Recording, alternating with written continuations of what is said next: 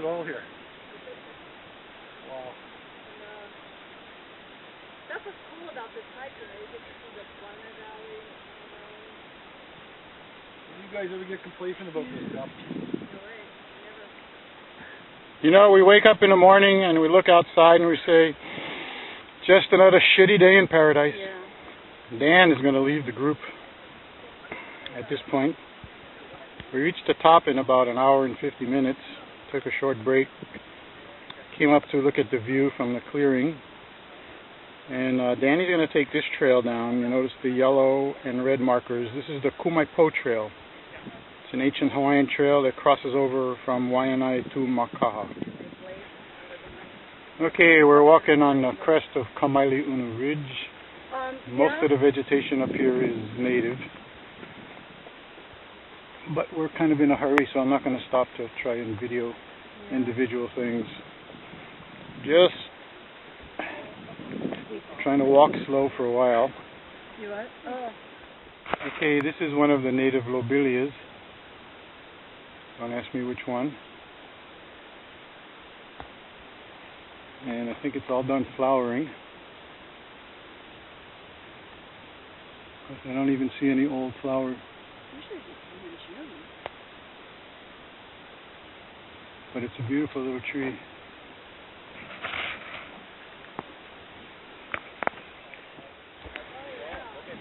Okay, it's a long way off. I don't know if you can see Poyo Falls up there, but it's flowing like crazy. This open area is a result of a forest fire. I think it was in 2004.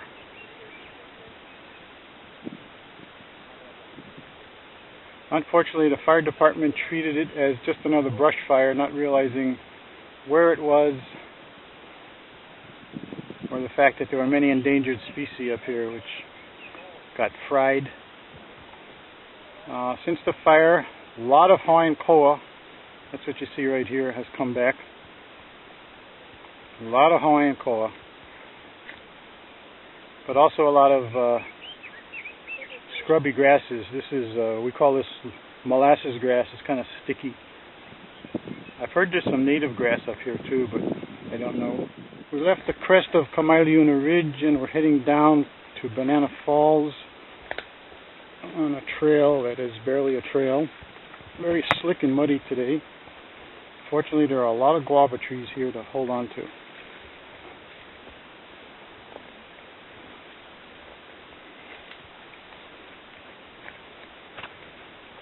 Oh, we got to climb under these guys. It's really steep.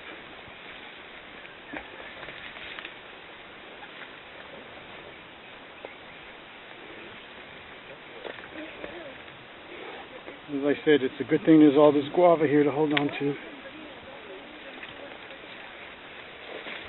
I hope this doesn't come out too shaky, but I'm trying to video indicate how steep this trail is going down. You can see the people ahead of us.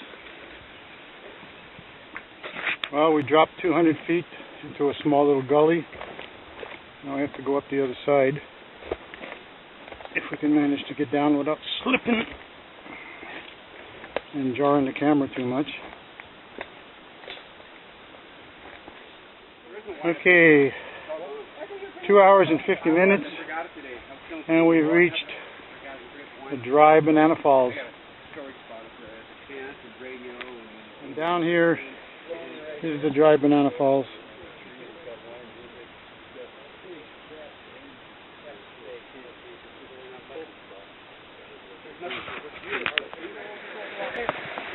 Okay, we're coming up on Twin Falls. I don't know how jiggly this is going to be coming down here. Try to go slow, not move my head too fast, but no guarantees. There, it started the waterfall again. From the front side, it's really pretty. Go around this way. Whoa, more down too.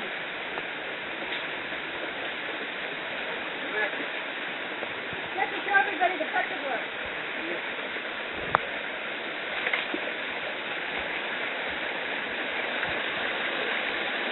This is Twin Falls.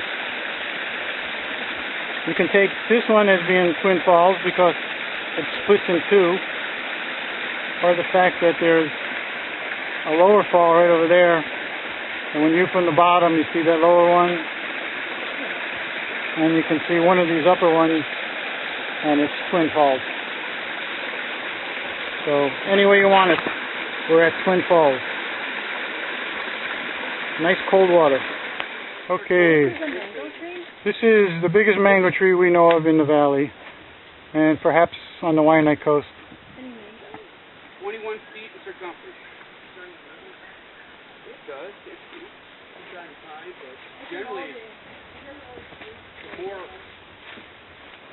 moisture the mango gets, the less fruit it produces. The drier. A lot of the mangoes in the valley here. Bottom tree, we get down to the bottom day, there will be mango. They're not. On here, They're kind of. there will be mango. There's several varieties of mango, and the ones up in the valley. The mangoes are native to India, and in India the rainy season is during the summer, and in Hawaii the rainy season is in the winter. And when it rains, if it rains when the trees are flowering, there's a fungus that gets to the flowers and or the young fruit. And so the deeper you go in the mountains, the bigger the mango trees because of the rain, but the smaller the fruit is, if there's any fruit. Okay, we decided to take a trail on the opposite side of the valley instead of going down the main valley trail, just because we haven't been here in a long time, and it does run closer to the stream, and there's nothing like walking along the stream and listening to it gurgle, the bubbling stream.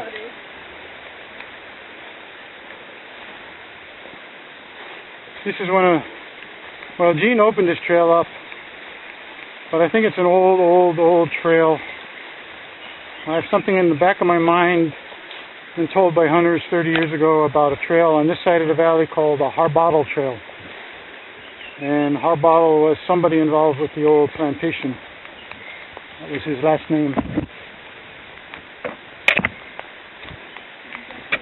Okay, what we have here is some kind of rainfall measuring experiment. It's really weird. It's being conducted by the University of Hawaii.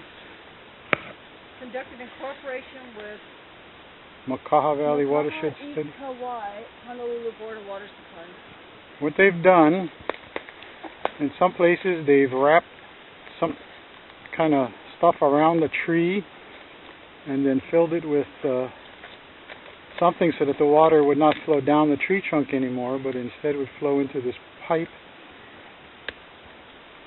and then it would flow down the pipe into that collection barrel. And then they measure it? I guess so, and they've got... Okay, here we have some other stone construction. No idea what it is. We believe it was bigger at one time. And there's been probably some modification on this. See how the vertical the walls are? This is probably post-contact. And it was probably been modified by hunters as a stand to sit down in and wait for the pigs to come. Yeah, see that back wall and this side wall over here are not original.